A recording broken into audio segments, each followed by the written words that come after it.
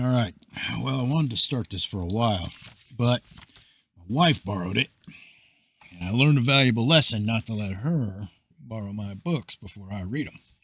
So I could have read this twice at my pace. No, I'm just kidding. She found an interest in it, and I wanted to let her read it. Anyways, Theogony of Hesiod.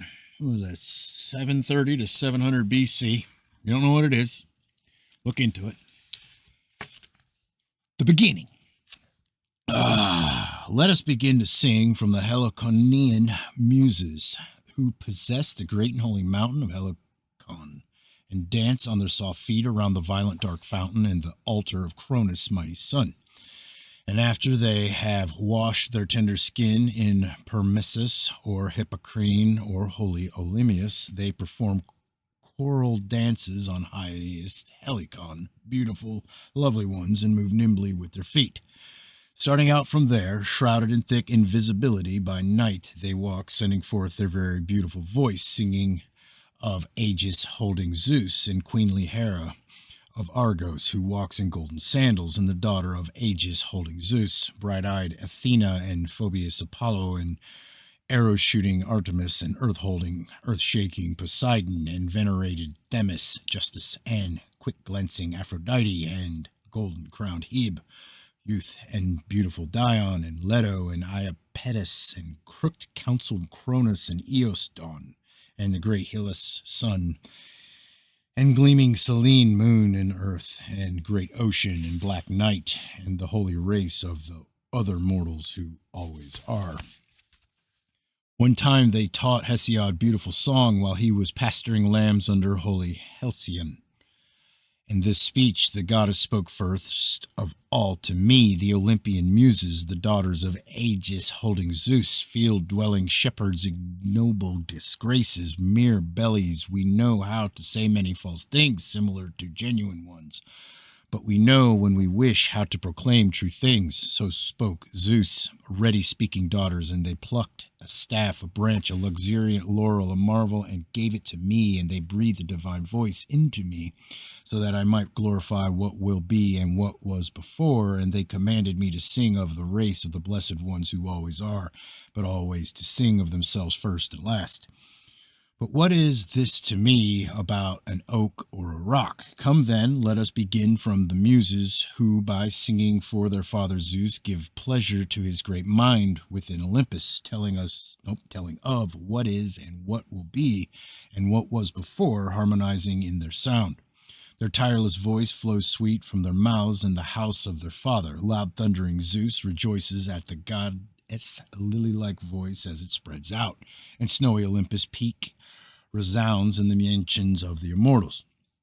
Sending forth their deathless voice, they glorify in their song first the venerated race of the gods from the beginning, those to whom earth and broad sky give birth, and those who were born from these, the gods givers of good things. Second, then the goddesses, both beginning and ending their song, sing of Zeus, the father of gods and of men, how much he is the best of the gods and the greatest in supremacy, and then singing of the race of human beings and of the mighty giants. They give pleasure to Zeus, mind with Olympus, the Olympian muses, the daughters of Aegis holding Zeus. Mnemosyne, memory, bore them in Pieria, mingling in love with their father Cronus' son, Mnemosyne, the protectress of the hills of Eleuther, of forgetfulness of the evils and relief from the anxieties. For the counselor Zeus slept with her for 9 nights, apart from the mortals going up. Damn, these are hard books. That's all right. If I pick it, I'm going to finish it. Some reason, I wanted to pick it. I got to read it. I don't know why. It's just the way it goes. So you just happen to watch. That's the way it goes. Apart from the immortals going into the sacred bed, and when a year had passed and the seasons had revolved as the months waned and many days had been completed, she bore 9 maidens, like-minded ones, who in their breast care for song and have a spirit that knows no sorrow, not far from snowy Olympus' highest peak. That is where their bright choral dances and their beautiful mansions are, and besides them the Graces and Desire have their houses and joyous festivities. And the voice they send forth from their mouths as they sing is lovely, and they glorify the ordinances and the cherished usages of all the immortals, sending forth their lovely voice. They went towards Olympus at that time, exulting in their beautiful voice with a deathless song, and around them the black earth resounded as they sang, and from under their feet a lovely din rose up as they traveled to their father. He is king in the sky, holding the thunder and the blazing thunderbolt himself, since he gained victory and supremacy over his father Cronus. And he distributed well all things alike in the mortals and devised their honors. These things, then, the Muses sang, who have their mansions on Olympus, the 9 daughters born of the great Zeus, Clio glorifying, and Euterpe well delighting, and Thalia blooming, and Melpone singing, and Terpsichore delighting to dance, and Erato lovely, and Polymnia many hymning, and Orena heavenly, and Calliope beautiful voiced. She is the greatest of them all, for she attends upon venerated kings too. Whoever among Zeus nourished kings, the daughters of great Zeus, honor and behold, when he is born, they pour sweet dew upon his tongue, and his words flow soothingly from his mouth. All the populace look to him as he decides disputes with straight judgments and speaking publicly without erring. He quickly ends even a great quarrel by his skill. For this is why kings are prudent, because when the populace is going astray in the assembly, they easily manage to turn the deeds around, affecting persuasion with mild words, as he goes up to the gathering, they seek his favor like a god with soothing reverence, and he is conspicuous among the assembled people. Such is the holy gift of the Muses to human beings, for it is from the Muses and far-shooting Apollo that men are poets upon the earth and lyre players. But it is from Zeus that they are kings, and that man is blessed whomever the Muses love, for the speech flows sweet from his mouth. Even if someone who has unhappiness in his newly anguished spirit is parched in his heart with grieving, yet when a poet, servant of the Muses, sings of the glorious deeds of people of old and the blessed gods who possess Olympus, he forgets his sorrows at once and does not remember his anguish at all, for quickly the gifts of the goddesses have turned it aside. Hail, children of Zeus, and give me lovely song. Glorify the sacred race of the immortals who always are, those who were born from earth and starry sky and from dark night, and those whom salty Pontus, sea, nourished. Tell how in the first place gods and earth were born, and the rivers and the boundless sea seething with its swell, and the shining stars and the broad sky above, and those who were born from them, the gods, givers of good things, and how they divided their wealth and distributed their honors, and also how they first took possession of many-folded Olympus. These things tell me from the beginning, Muses, who have your mansions on Olympus, and tell which one of them was born first. In truth, first of all, Chasm came to be, and then broad-breasted Earth, the ever-immovable seat of all the immortals who possess snowy Olympus peak and murky Tartarus in the depths of the broad path Earth, and Eros, who is the most beautiful among the immortal gods, the limb melter. He overpowers the mind and the thoughtful counsel of all the gods and of all human beings in their breasts. From Chasm, Erebos, then Black Night came to be, and then Aether and Day came forth from Night, who conceived and bore them after mingling in love with Erebos. Earth first of all bore starry sky, equal to herself to cover her on every side, so that she would be the ever immovable seat for the blessed gods, and she bore the high mountains, the graceful haunts of the goddesses, nymphs who dwell on the wooded mountains, and she also bore the barren sea seething with its swell, Pontus, all of them without delightful love, and then, having bedded with sky, she bore deep eddying ocean, and Coeus, and Crius, and Hyperion, and Ipedius, and Thea, and Rhea, and Themis, and Mnemosyne, and golden-crowned Phoebe, and lovely Tethys. After these, Cronus was born. The youngest of all, Crooked counseled, the most terrible of her children, and he hated his vigorous father. Then she bore the Cyclops, who have very violent hearts, Brontis, thunder, and Steropes, lightning, and strong-spirited Argus, bright, those who gave thunder to Zeus and fashioned the thunderbolt. These were like the gods in other regards, but only one eye was set in the middle of their foreheads, and they were called Cyclops, circle-eyed by name, since a single circle-shaped eye was set in their foreheads. Strength and force and contrivances were in their works. Then from earth and sky came forth 3 more sons, great and strong, unspeakable, Cautus and Briareus and Gyges, presumptuous children. 100 arms sprang forth from their shoulders, unapproachable, and upon their massive limbs grew 50 heads out of each one's shoulders, and the mighty strength in their great forms were immense. For all of these who came forth from sky and earth as the most terrible of their children were hated by their own father from the beginning. And as soon as any of them were born, Sky put them all away out of sight in a hiding place in earth, and did not let them come up into the light. And he rejoiced in his evil deed. But huge earth groaned within, for she was constricted, and she devised a tricky, evil stratagem. At once she created an offspring of gray adamant, and she fashioned a big sickle and showed it to her own children. And she spoke, encouraging them, while she grieved in her dear heart, children of mine and of the wicked father, obey me. If you wish, we would avenge your father's evil outrage, for he was the first to devise unseemly deeds. So she spoke, but dread seized them all, and none of them uttered a sound. But suddenly great crooked counseled Cronus took courage and addressed his cherished mother in turn with these words. Mother, I would promise and perform this deed, since I do not care at all about our evil-named father, for he was the first to devise unseemly deeds. So he spoke, and huge earth rejoiced greatly in her breast. She placed him in an ambush, concealing him from sight, and put into his hands the jagged-toothed sickle, and she explained the whole trick to him. And great Sky came, bringing night with him, and spreading himself out around earth, and his desire for love, and lay outstretched in all directions.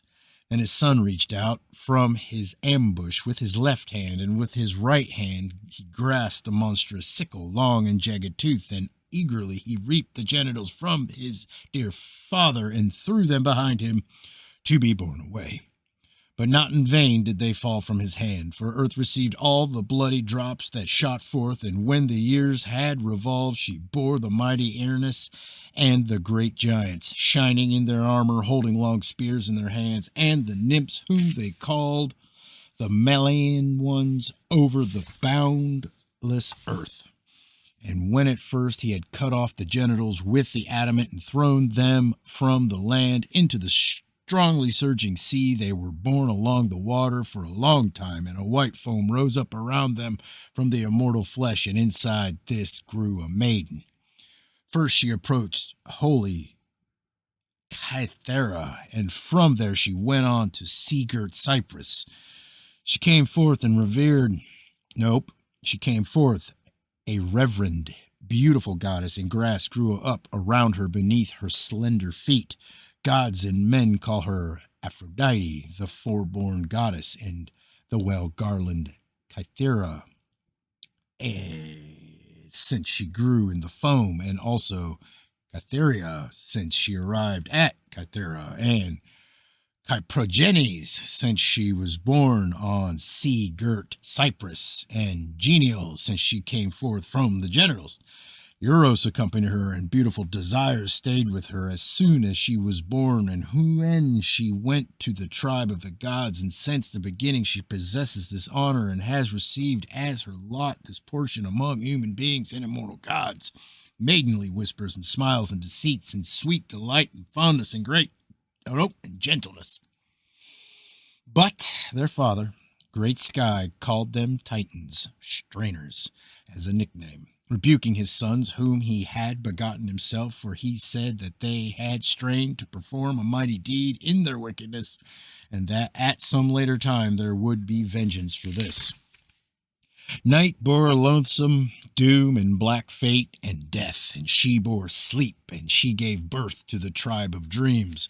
Second, then gloomy night bore blame and painful distress, although she had slept with none of the gods and the Hesperides, who care for the golden, beautiful apples beyond glorious ocean and the trees bearing this fruit. And she bore A, destinies, and B, pitilessly punishing fates, A, Clotho, spinner, and Lachesis, portion, and Atropos, inflexible, who give to mortals when they are born both good and evil to have, and B, who hold fast to the transgression of both men and gods, and the goddesses never cease from their terrible wrath until they give evil punishment to whomever commits a crime.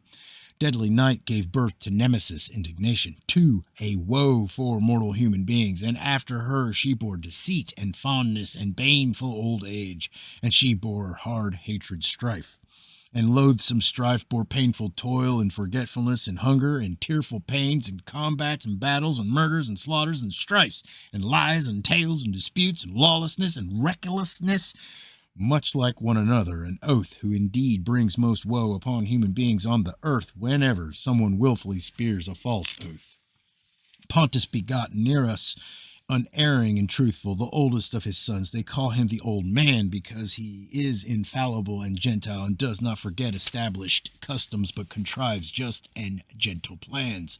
Then, mingling in love with earth, he begot great Thamos and proud Pharisees. Is that it? Yeah.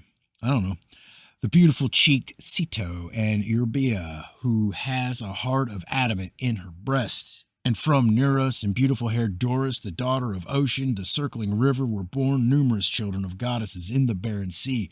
Proto and Eucarante and Sao and Aphitrite and Eudora and Thetis and Galeen and Gloss, Chimotho and Swift, Spio and lovely Thalia and Pasithea and Aredo and rosy-armed Eunice and graceful Melite and Eulamine and Agave and Dodo and Proto and Pharusa and Dynamene and Nasia and Astaea and Promomedea, Doris and Pantope and fair-formed Galita, yeah, and lovely Hippoto, and rosy-armed Hippano, and Chimadoke, and together with Chimatolege,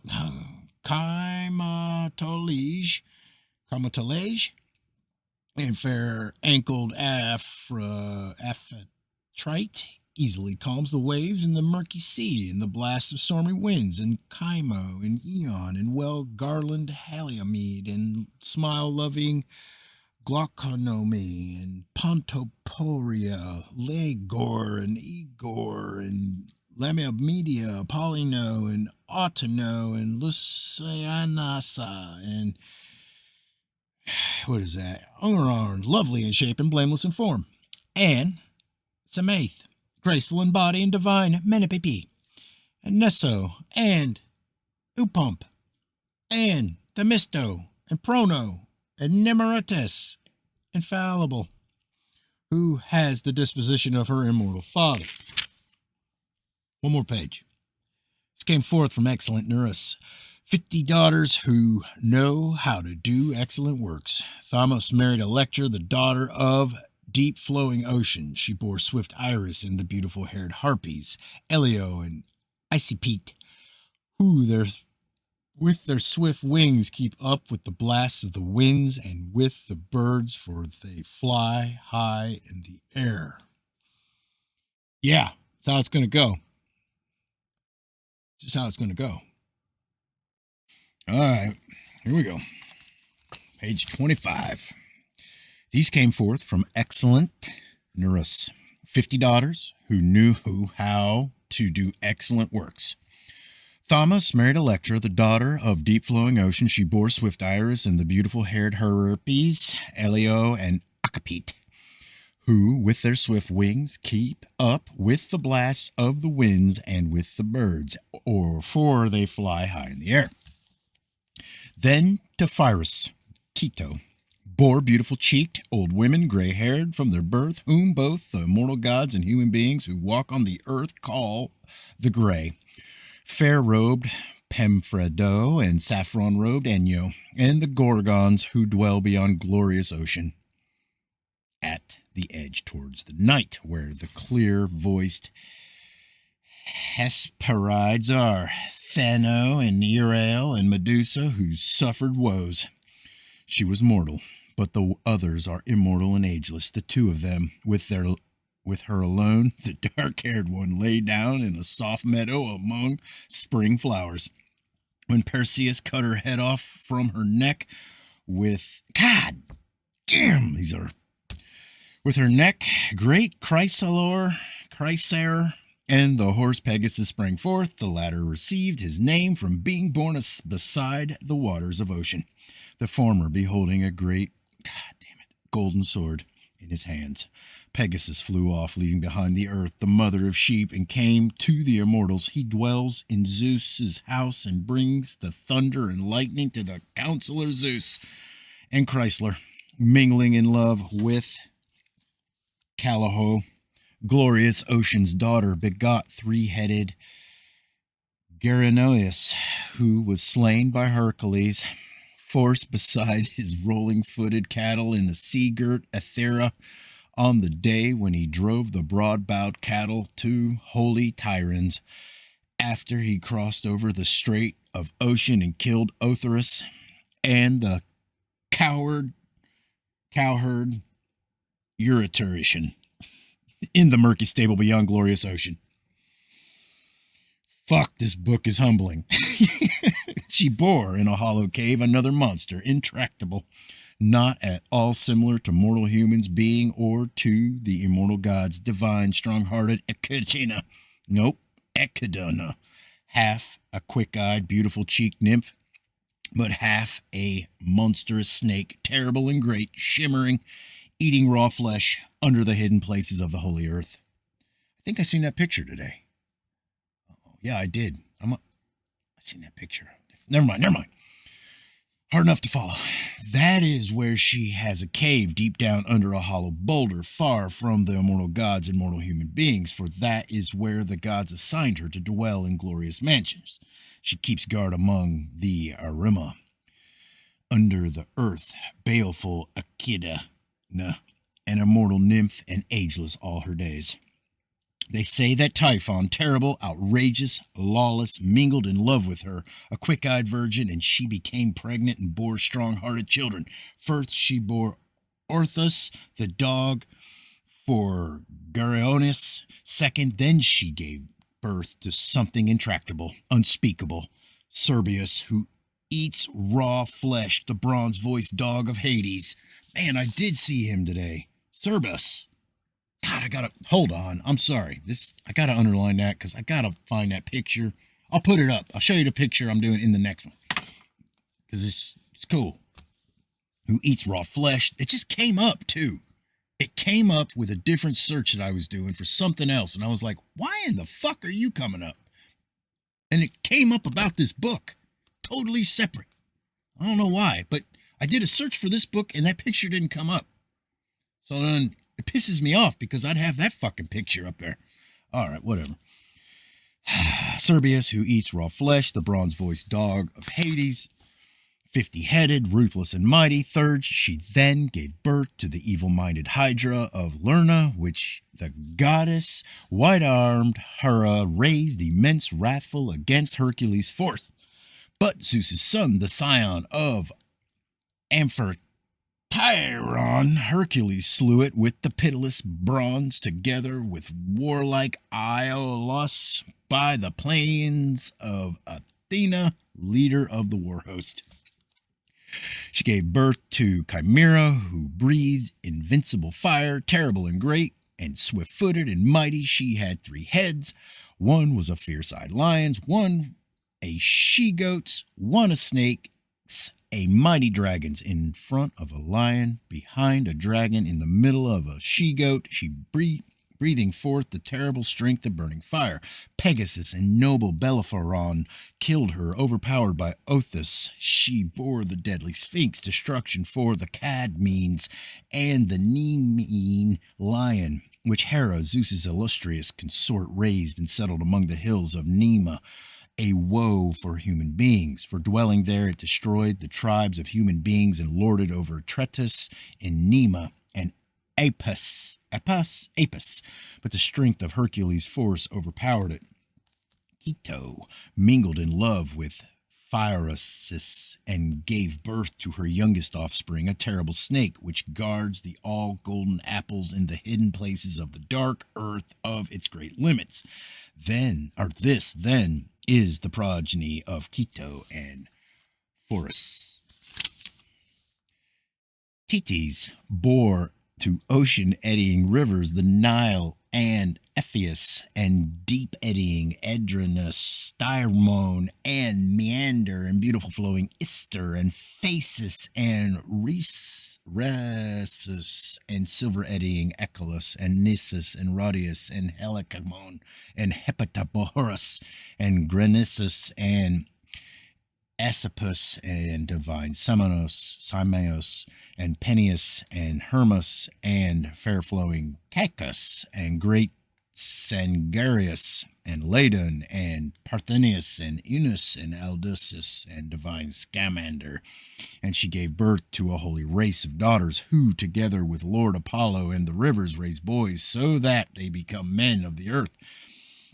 For this is the lot they have from Zeus. Pytho, and Edemet, and Aint, and Electra, and Doris, and Primono, and Orana are godlike figure, and Hippo, and Clement, and Rhodea, and Calero, and Exo, and Clytia, and Idea, and Pasto, and Plexora, and Galaxora, and lovely Dion, and Melibobosus, and Tho, and Polydora, a fair figure, and Ceresis, lovely of form, and cow-eyed Pluto, and Perseus, and Inera, and Acast, and Exath, and lovely Petrea, and Menetho, and Europa, and Metis, and Eurynome is how I'd like to say it, but it's, like me, or something like that. And saffron-robed Telesto, and Chrysis, and Asia, and lovely Calypso, and Eurodora, and Tyche, and Afro, and Acro, and Styx, who indeed is the greatest of them all. These came forth from Ocean and Titis as the oldest, I would call it Tethys, but it apparently pronounced Titties. So that's why I don't look words up, because then I get all fucked up. As the oldest maidens, but there are many others as well. For there are 3,000 long-ankled daughters of Ocean who are widely dispersed and hold fast to the earth and the depths of the waters, everywhere in the same way, splendid children of goddesses, and there are just as many other loud-flowing rivers, sons of Ocean, to whom queenly Tethys gave birth. The names of them all it is difficult for mortal men to tell, but each of those who dwell around them knows them. Thea, overpowered in love by Hyphron, gave birth to great Hellas, sun, and gleaming Selene, moon, and Eos, dawn, who shines for all those on the earth and for the immortal gods who possess the broad sky. Euryba, revered among goddesses, mingling in love, bore Cyrus, great Astralius, and Pallas, and Persis, who was conspicuous among all for his intelligence. Eos, a goddess bedded in love with God, bore to Asteris the strong-spirited winds, clear Zephyrus, and swift path Boreas and Notus, and after these the early-born one bore the star, Dawnbringer, and the shining stars with which the sky is crowned. Styx, Ocean's daughter, mingling with Pallas, bore Zealous, rivalry, and beautiful ankled Nike, victory, in her house. And she gave birth to Kratos, supremacy, and Bia, force, eminent children. These have no house apart from Zeus, nor any seat, nor any path, except that on which the gods leads them. But they are always seated next to deep thundering Zeus, for this is what Styx, Ocean's eternal daughter, planned on the day when Olympian Lightner summoned all the immortal gods to high Olympus and said that whoever of the gods would fight together with him against the Titans, him he would not strip of his privileges, but that everyone would have the honor he had had before among the immortal gods, and that whoever had been without honor and privilege because of Cronus, him he would raise to honor and privileges as is established right.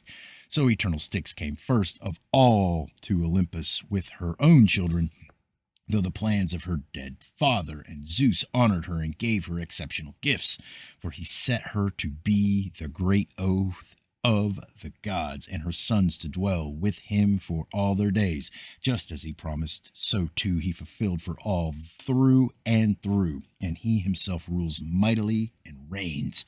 Phoebe came to the lovely bed of Coeus, and the goddess, pregnant in the love of God, gave birth to dark-robed Leto, always soothing, gentle to human beings and to the immortal gods, soothing from the beginning, the kindliest one within Olympus. She also gave birth to fair-named Astera, who Perseus once led to his great house to be called his dear wife. And she became pregnant and bore Hecate, whom Zeus, Cronus' son, honored above all others. He gave her splendid gifts to have a share of the earth and of the barren sea, and from the starry sky as well she has a share in honor, and is honored most of all by the immortal gods, even now, whenever any human on the earth seeks propitiation by performing fine sacrifices according to custom, he invokes Hecate, and much honor very easily stays with that man whose prayers the goddesses accepts with gladness, and she bestows happiness upon him.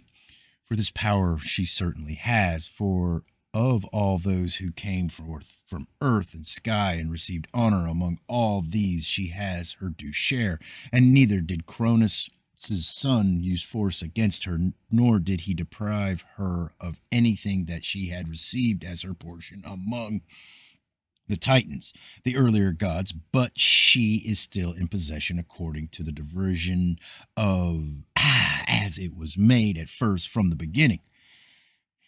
Nor does the goddess, just because she is an only child, have a lesser share of honor and privileges on earth and in the sky and sea, but instead she has far more, since Zeus honors her. She stands mightily at the side of whomever she wishes and helps him in the assembly, whoever she wishes, inconspicuous among the people, and when men arm themselves for man-destroying war, the goddess stands there by the side of whomever she wishes, zealously to grant victory and to stretch forth glory. She sits in judgment beside reverend kings, and again she is good whenever men are competing in an athletic contest. There the goddess stands by their side too and helps them, and when someone has gained victory by force and supremacy, he easily and joyfully carries off a fine prize and grants glory to his parents, and she is good at standing by the side of horsemen whomever she wishes, and upon those who work the gray storm-tossed sea and pray to Hecate and the loud-sounding earth-shaker, the illustrious goddess easily bestows a big haul of fish, and easily she takes it away once it has been seen, if she so wishes in her spirit. And she is good in the stables at increasing the livestock together with Hermes, and the herds and droves of cattle, and the broad flocks of goats, and the flocks of woolly sheep. If in her spirit she so wishes, from a few she strengthens them, and from many she makes them fewer. And so, even though she is an only child from her mother, she is honored with privileges among all the immortals, and Cronus' son made her the nurse of all the children who after her see with their eyes the light of much seeing dawn. Thus, since the beginning, she is a nurse, and these are her honors. Yeah, I'd buy the book, try to read that if you're listening at home, because this is about the only fucking way you're going to get the right names out of me. All right. Rhea, overpowered by Cronus, bore him splendid children, Hestia, Demeter, and the golden-sandaled Hera, and powerful Hades, who dwells in mansions beneath the earth and has a pitiless heart, and the loud-sounding Earthshaker, and the counselor Zeus, the father of gods and of men, by whose thunder the broad earth is shaken. Great Cronus would swallow these down as each one came from his mother's holy womb to her knees, mindful lest anyone else of Sky's illustrious children should have the honor of kingship among the immortals.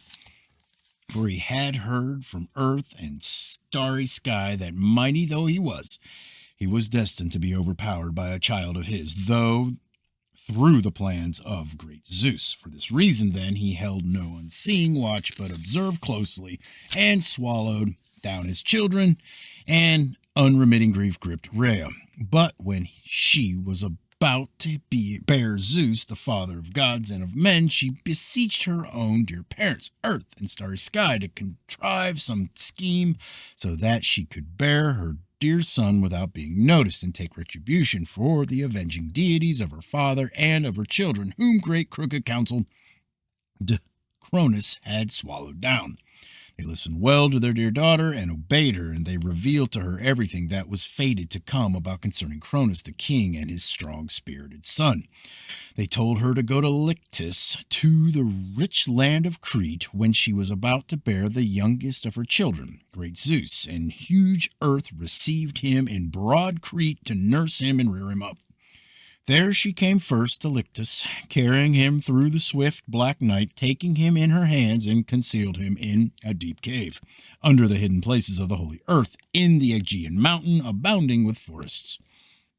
And she wrapped a great stone in swaddling clothes, and put it into the hand of Sky's son, the great ruler, the king of the earlier gods. He seized this with his hands and put it down into his belly, cruel one. Nor did he know in his spirit that in place of the stone his son remained hereafter unconquered and untroubled, who would overpower him with force and his own hands, and would soon drive him out from his honor and be king among the immortals. Swiftly then the king's strength and his splendid limbs grew, and when a year had revolved, great crooked-counseled Cronus, deceived by earth's very clever suggestions, brought his offspring up again, overcome by his son's devices and force. First he vomited up the stone, since he had swallowed it down last of all. Zeus set it fast in the broad path earth in sacred Pytho, down in the valleys of Parnassus, to be a sign thereafter, a marvel for mortal human beings.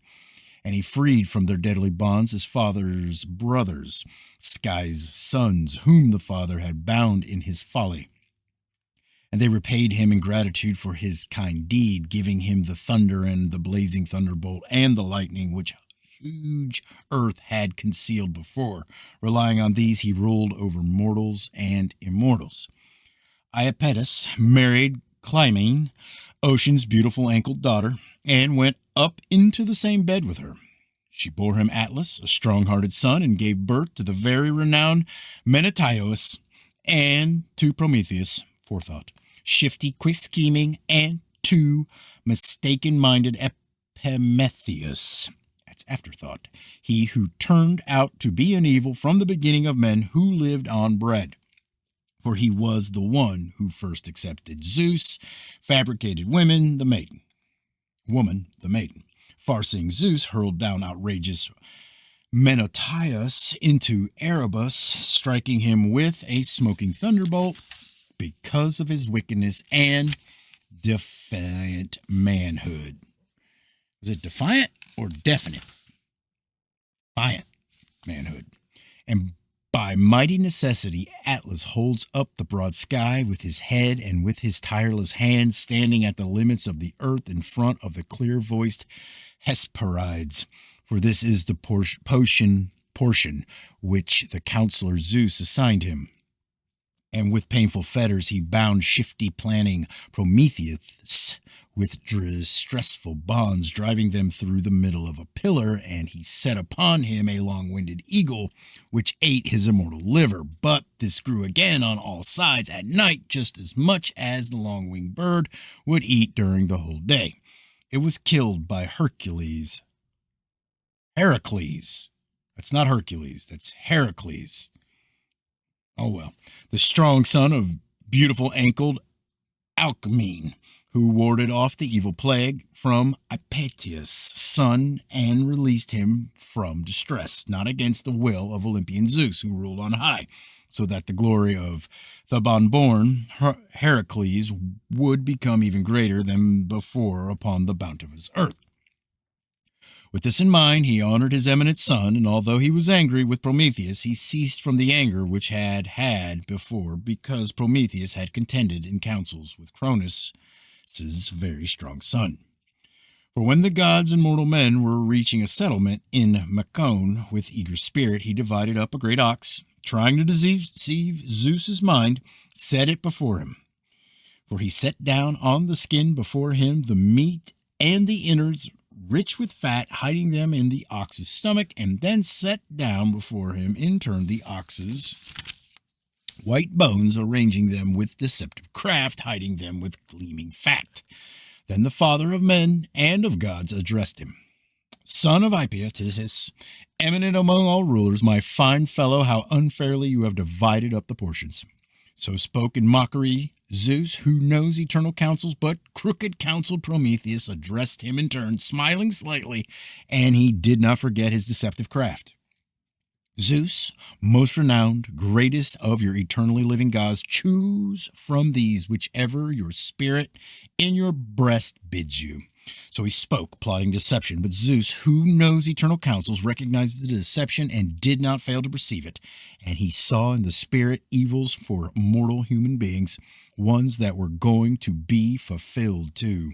With both hands he grasped the white fat, and he became enraged in his breast, and wrath came upon his spirit when he saw the ox's white bones, the result of the deceptive craft. And ever since then the tribes of human beings upon the earth burn white bones upon smoking altars for the immortals.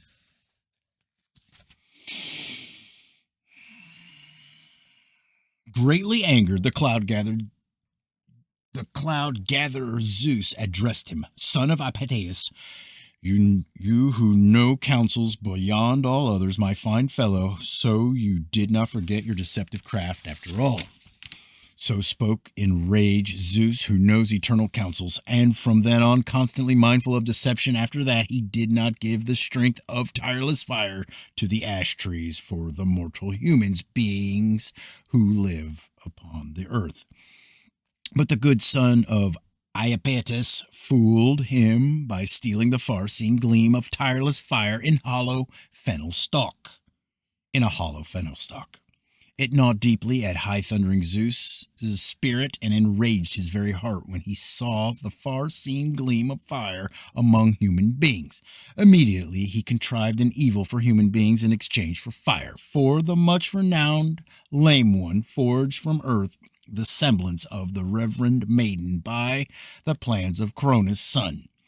And the goddess, bright-eyed Athena, girdled and adorned her with silvery clothing, and with her hands she hung a highly wrought veil from her head, a wonder to see, and around her head Pallas Athena placed freshly budding garlands that aroused desire, the flowers of the meadow, and around her head she placed a golden headband, which the much-renowned lame one made himself, working it with his skilled hands to do a favor for Zeus the father. On this were contrived many designs, highly wrought, a wonder to see. All the terrible monsters the land and the sea nourish, he put many of these into it, wondrous, similar to the living animals endowed with speech, and gracefulness breathed upon them all. All right, page 49. Then, when he had contrived this beautiful, evil thing in exchange for that good one, he led her out to where the other gods and the human beings were, while she exulted in the adornment of the mighty father, bright-eyed daughter. And wonder gripped the immortal gods and the mortal human beings when they saw the steep deception, intractable for human beings. For from her comes the race of female women, for of her is the deadly race and tribe of women, a great woe for mortals dwelling with men, no companions of baneful poverty, but only of luxury. And when bees in vaulted beehives nourish the drones, partners in evil works, all day long, until the sun goes down every day, the bees hasten and set up the white honeycombs, while the drones remain inside among the vaulted beehives and gather into their own stomachs the toils of others. In just the same way, high-thundering Zeus set up women as an evil for mortal men as partners in distressful works, and he bestowed another evil thing in exchange for the good one. Whoever flees marriage and the dire works of women and chooses not to marry arrives at deadly old age, deprived of elder care. While he lives, he does not lack the means of sustenance, but when he has died, his distant relatives divide up his sustenance. On the other hand, the man to whom the portion of marriage falls as a share and who acquires a cherished wife, well fitted in her thoughts for him, evil is balanced continually with good during his whole life. But he who obtains the baneful species lives with incessant woe in his breast, in his spirit and heart, and his evil is incurable. Thus it is not possible to deceive or elude the mind of Zeus, for not even Hypatius' son, guileful Prometheus escaped his heavy wrath, but by necessity a great bond holds him down, shrewd though he be. When first the father became angry in his spirit with Obriareus and Cotus and Gyges, he bound them with a mighty bond, for he was indignant at their defiant manhood and their form and size, and he settled them under the broad-pathed earth. Dwelling there, under the earth in pain, they sat at the edge, at the limits of the great earth, suffering greatly for a long time, with much grief in their hearts. But Cronus' son and the other immortal gods, whom beautiful-haired Rhea bore in love with Cronus, brought them back up to the light once again by the counsels of earth. For she told the gods, everything from beginning to end, that it was together with these that they would carry off victory in their splendid vaunt. For they battled for a long time, their spirits pained with toil, opposing one another in mighty combats, the Titan gods and all those who were born from Cronus, from lofty Othrys, the illustrious Titans, and from Olympus, the gods, the givers of good things, those whom beautiful-haired Rhea bore after she had bedded with Cronus. They battled continually with one another, their spirits pained with distress for 10 full years. Nor was there any resolution for their grievous strife, nor an end for either side, but the outcome of the war was evenly balanced.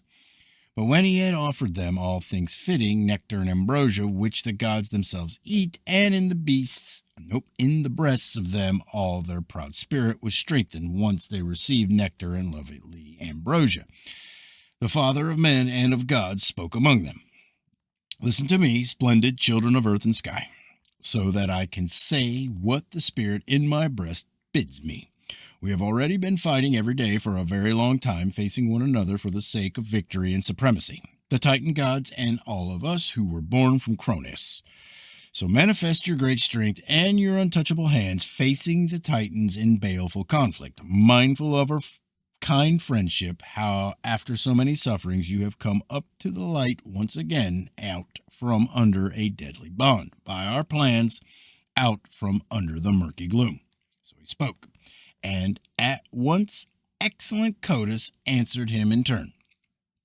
Really, sir, it is not something unknown you are telling us. We too know ourselves that your thoughts are supreme and your mind is supreme, and that you have revealed yourself as a protector of the immortals against chilly ruin. It is by your prudent plans that we have once again come back out from under the murky gloom, from implacable bonds, something, Lord Cronus' son, that we no longer hope to experience. For that reason, with ardent thought and eager spirit, we in turn shall now rescue your supremacy in the dread battle strife, fighting against the Titans in mighty combats. So he spoke, and the gods, the givers of good things, praised his speech when they heard it.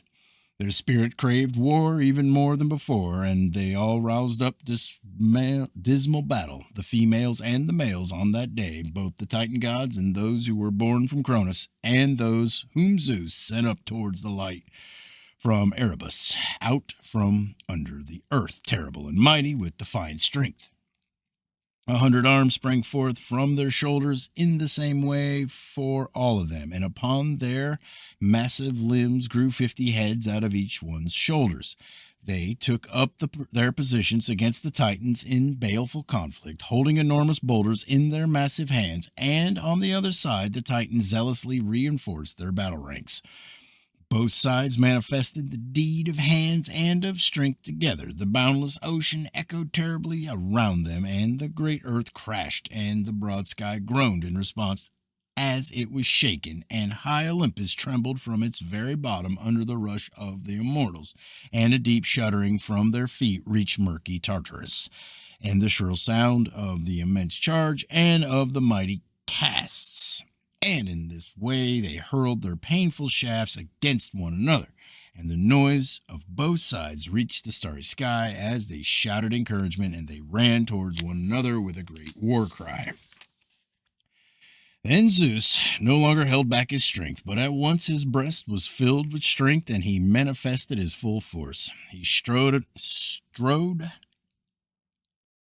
at the same time from the sky and from Olympus, relentlessly hurling lightning bolts, and the thunderbolts driving forward a sacred flame flew densely packed together with the thunder and lightning, all at once from his massive hand. All around the life-giving earth roared as it burned, and all around the great immense forest crackled. The whole earth boiled, and the streams of ocean and the barren sea. The hot blast encompassed the earthly Titans, and an immense blaze reached the divine ether, and the brilliant gleam of the lightning bolt and flash blinded their eyes, powerful though they were. A prodigious conflagration took possession of chasm, and to look upon it with eyes and to hear its sound with ears, it seems just as when earth and broad sky approach from above. For this was the kind of great sound that would rise up as she was pressed down, as he pressed her down from on high. So great a sound was produced as the gods ran together in strife. At the same time, the winds noisily stirred up shuddering and dust and thunder and lightning and the blazing thunderbolt, the shafts of great Zeus, and they brought shouting and screaming into the middle between both sides. An immense din of terrifying strife rose up, and the deed of supremacy was made manifest. All right, 61. And the battle inclined to one side, for earlier advancing against one another, they had battled incessantly in mighty combats. But then among the foremost, Codus and Briareus and Gyges, insatiable of war, roused a bitter battle, and they hurled 300 boulders from their massive hands, one after another, and overshadowed the Titans with their missiles. They sent them down under the broad path earth and bound them in distressful bonds after they had gained victory over them with their hands. High-spirited though they were, as far down beneath the earth as the sky is above the earth.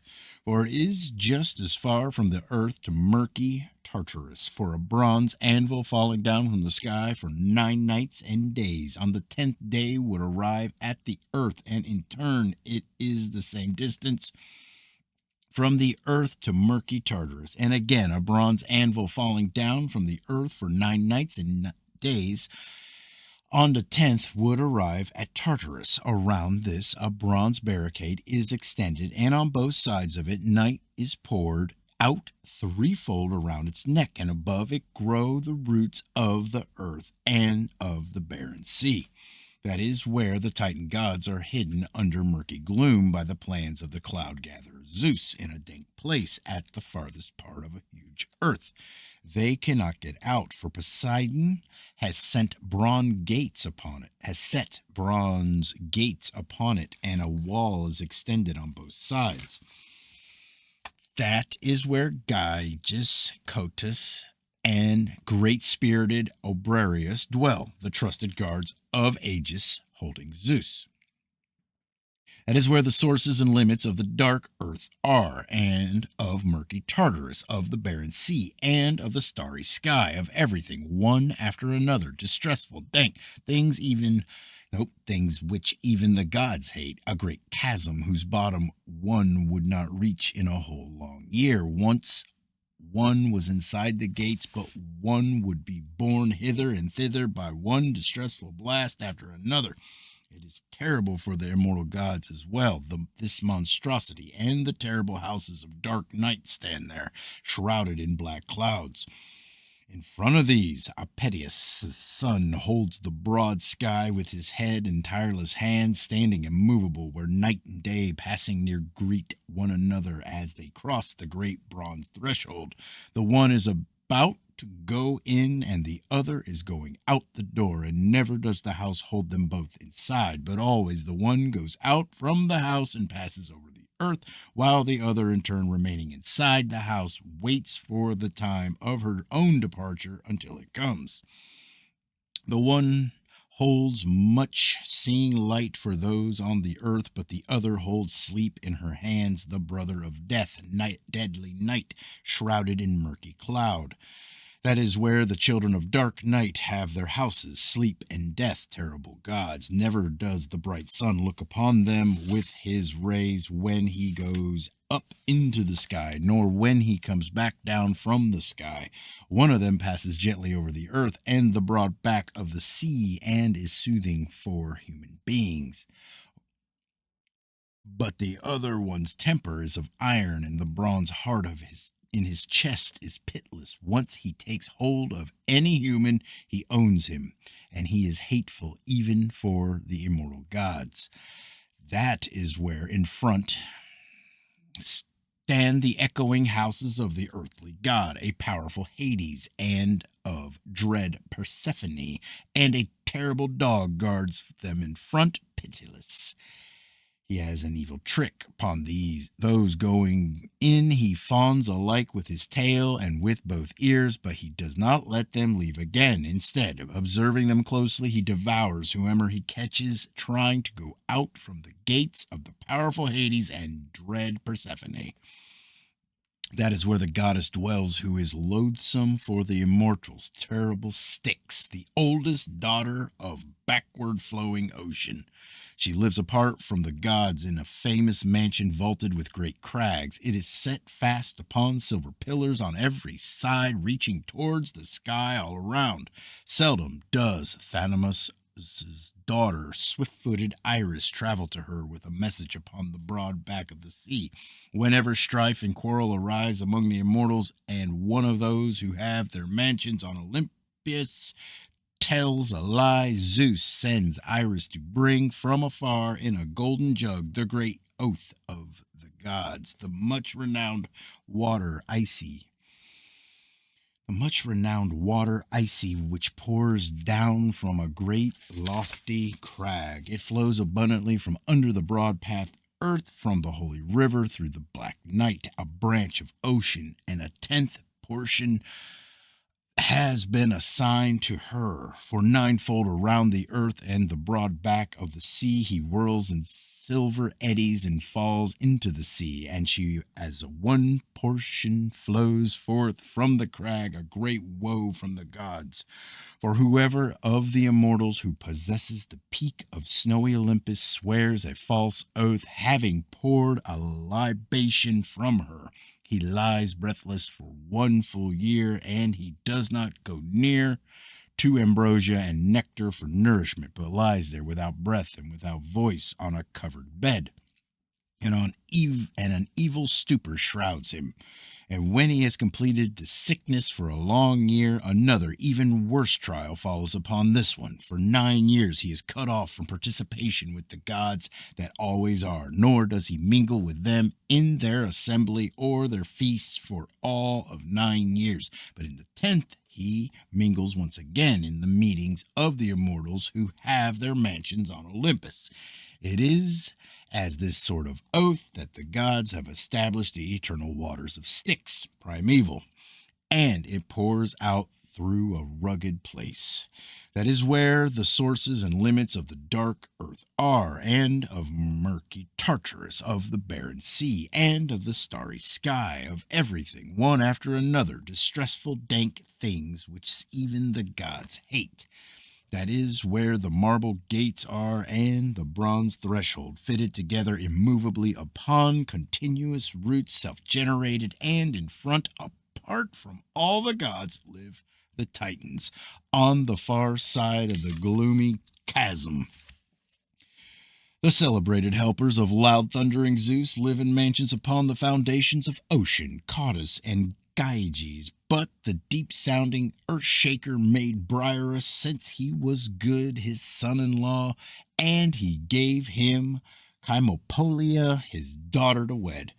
When Zeus had driven the Titans from the sky, huge Earth bore as her youngest son Typhos, in love with Tartarus because of golden Aphrodite. His hands are holding deeds upon strength and tireless the strong god's feet, and from his shoulders there were 100 heads of a snake, a terrible dragons licking with their dark tongues, and on his prodigious heads fire sparkled from his eyes under the eyebrows, and from all his heads fire burned as he glared. And there were voices in all his terrible heads, sending forth all kinds of sounds inconceivable, for sometimes they would utter sounds as though for the gods to understand, and at other times the sound of a loud bellowing, majestic bull, unstoppable in its strength, at other times that of a lion with a ruthless spirit, at other times like young dogs, a wonder to hear, and at other times he hissed as the high mountains echoed from below. And on that very day an intractable deed would have been accomplished, and he would have ruled over mortals and immortals if the Father of men and of gods had not taken sharp notice. He thundered hard and strong, and all around the earth echoed terrifyingly, and the broad sky above, and the sea, and the streams of ocean and Tartarus in the earth. As the Lord rushed forward, great Olympus trembled under his immortal feet, and the earth groaned in response. The violet dark sea was enveloped by a conflagration from both of them. Conflagration from both of them, a thunder and lightning and fire from the monster of tornadoes and winds, and the blazing thunderbolt, and all the earth seized, and the sky and sea and long waves raged around the shores, around and about, under the rush of the immortals, and an inextinguishable shuddering arose. And Hades, who rules over the dead below, was afraid, and the Titans under Tartarus gathered around Cronus at the inextinguishable din and dread battle strife. Then when Zeus had lifted up his strength and grasped his weapons, the thunder and lightning and the blazing thunderbolt, he struck him, leaping upon him from Olympus, and all around he scorched all the prodigious heads of the terrible monster. And when he had overpowered him, scourging him with blows, he fell down lamed, and the huge earth groaned. A flame shot forth from the thunderbolted Lord in the mountains' dark, rugged dales as he was struck, and the huge earth was much burned by the prodigious blast, and it melted like tin when it is heated with skill by young men in well-perforated melting pots, or as iron, although it is the strongest thing, melts in the divine earth by the skilled hands of Hephaestus, when it is overpowered in a mountain's dales by burning fire. In the same way, the earth melted in the blaze of the burning fire, and he hurled Typhus into broad Tartarus, grieving him in his spirit. All right, page 73. From Typhus comes the strength of moist blowing winds apart from Notus and Boreas and clear Zephyrus. For these are from the gods by descent, a great boon for mortals. But the other breezes blow at random upon the sea, falling upon the murky sea, a great woe for mortals. They rage with an evil blast. They blow now one way, now another, and scatter the boats and destroy the sailors. And there is no safeguard against this evil for men who encounter them upon the sea. And on the boundless flowering earth, too, they destroy the lovely works of earth-born human beings, filling them with dust and with distressful confusion. When the blessed gods had completed their toil and by force had reached a settlement with the Titans regarding honors, then by the councils of earth they urged far-seeing Zeus to become king and to rule over the mortals, and he divided their honors well for them. Zeus, king of the gods, took as his first wife, Metis, wisdom, she who of the gods and mortal human beings knows the most. But when she was about to give birth to the goddess bright-eyed Athena, he deceived her mind by craft and with guileful words put her into his belly by the counsels of earth and of starry sky. For this was how they had prophesied to him, lest some other one of the eternally living gods holds the kingly honor instead of Zeus. For it was destined that exceedingly wise children would come to be from her. First she would give birth to a maiden, bright-eyed Tritogena, possessing strength equal to her father's and wise counsel, and then to a son, a king of gods and of men, possessing a very violent heart. But before that could happen, Zeus put her into his belly so that the goddess would advise him about good and evil. Second, he married bright Themis, who gave birth to the Horae seasons, Anomia, lawfulness, and Dike, justice, and blooming Aaron, peace, who care for the works of mortal human beings and the destinies upon whom the counselor Zeus bestowed the greatest honor. Clotho and Lachesis and Atropos, who give to mortal human beings both good and evil to have. Euronymie, or Euronymie, I can never remember that word, Ocean's daughter, possessing lovely beauty, bore him 3 beautiful cheek graces, Aglia, splendor, and Phorosone, joy, and lovely Thalia, good cheer. From their eyes' desire, the limb melter trickles down when they look, and they look beautifully from under their eyebrows. When bounteous Demeter came to his bed, she bore white-armed Persephone, who Adonis snatched away from her mother. But the counselor Zeus gave her to him.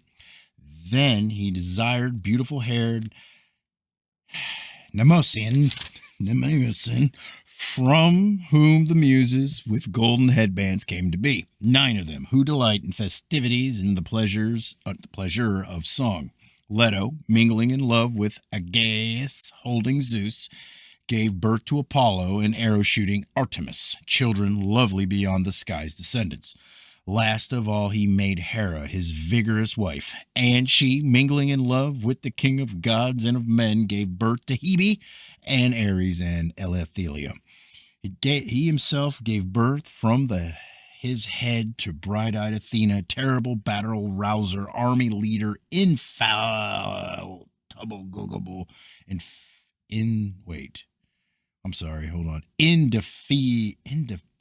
can't say that word. Indefatigable. Indefatigable, queenly, who delights in din and wars and battles. But Hera was furious and contended with her husband, and without mingling in love gave birth to famous Hephaestus, expert with his skilled hands beyond all of sky's descendants. From Amphitrite and the loud-sounding earth-shaker was born great mighty Triton, who possesses the foundations of the sea and dwells in golden mansions beside his dear mother and his lordly father, a terrible god.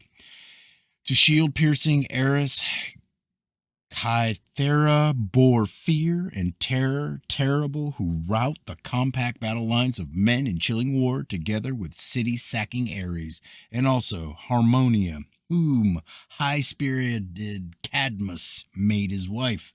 Maia, Atlas's daughter, going up into the holy bed, bore Zeus, renowned Hermes, the messenger of the immortals.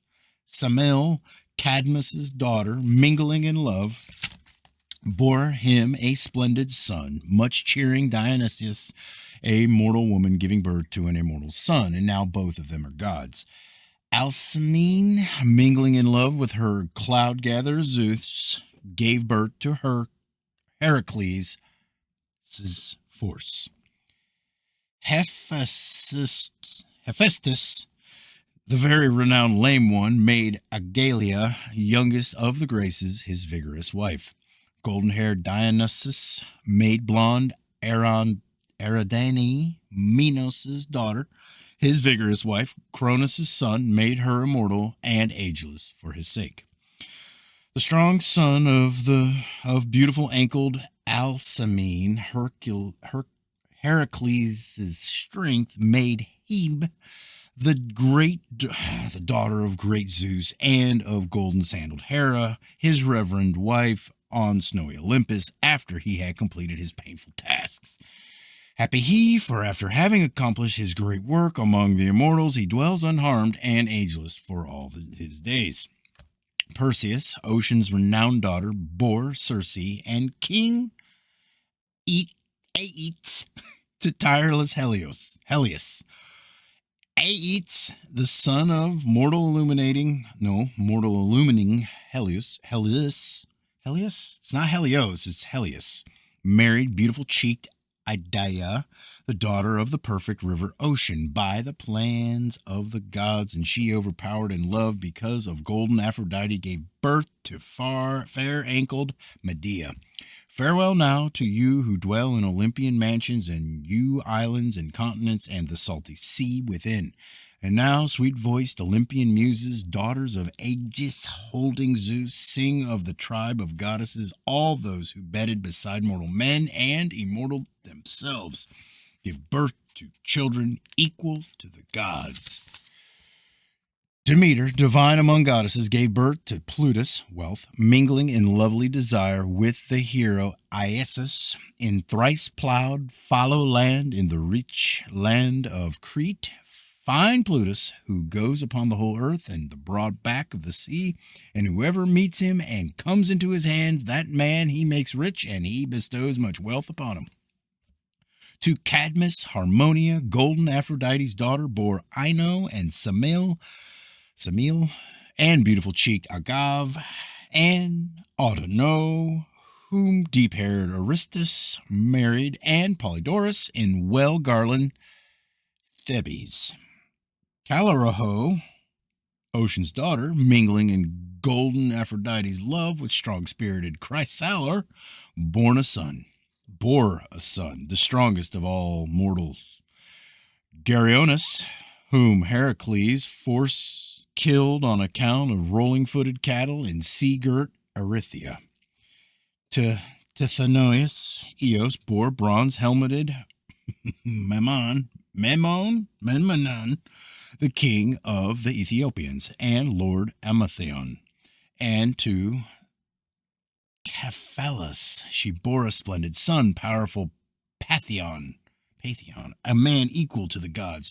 While he was young, a delicate-spirited child, and still possessed the tender flower of glorious youth, smile-loving Aphrodite snatched him away and made him her innermost temple-keeper in her holy temples, a divine spirit. By the plans of the eternally living gods, Aeson's son led away from Aetes, the Zeus-neutered king.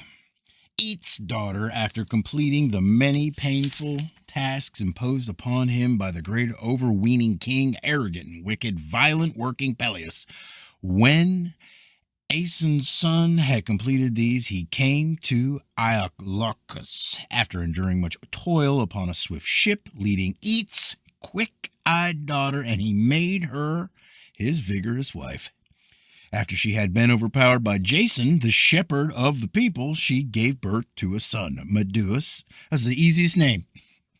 Medeus, whom Chiron, Phalereus' son, raised upon the mountains, and great Zeus' intention was fulfilled. As for the daughters of Nereus, the old man of the sea, Samath, divine among goddesses, bore Phocus in love with Aeacus because of golden Aphrodite, while Thetis, the silver-footed goddess, overpowered by Peleus, gave birth to Achilles, man-breaker, lion-spirited. Well-garlanded Cythera bore Aeneas, mingling in lovely desire with the hero Anchises on the peaks of many-valleyed windy Ida. Circe, the daughter of Hyperion's son Helios, in love with patient-minded Odysseus, gave birth to Agrias and Latinus, excellent and strong, and she bore Telegonus, because of golden Aphrodite. These ruled over all the much-renowned Tyrrhenians, far away in the innermost part of holy islands. Calypso, divine among goddesses, bore Nausithous to Odysseus, and Nausinous mingling in lovely desire. These are the goddesses who bedded beside mortal men and immortal themselves, gave birth to children equal to the gods, and now sing of the tribe of women, sweet-voiced Olympian muses, daughters of aegis-holding Zeus. Yikes. I promise I won't do another thing like this until I get these names down a little better.